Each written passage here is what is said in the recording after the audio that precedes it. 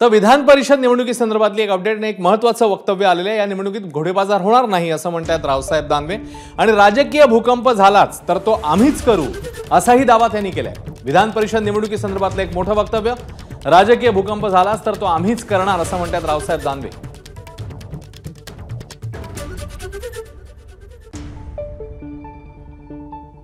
घोडे बाजार वगैरे काही नाही। भारतीय जनता पार्टी, शिवसेना आणि एनसीपीचे सर्व उमेदवार आमदार एकत्र आहेत आणि 100% आमचे सारेचे सारे जण निवडून येतील। गेल्या वेळी निवडणूक झाली होती त्यावेळी राजकीय भूकंप झाला होता, उद्या अशी काही शक्यता होऊ शकते? राजकीय भूकंप जर झाला तर तो आम्हीच करणार आहे, त्यांच्याकडून होऊ शकत नाही। म्हणजे तसे हालचाली चालू आहेत।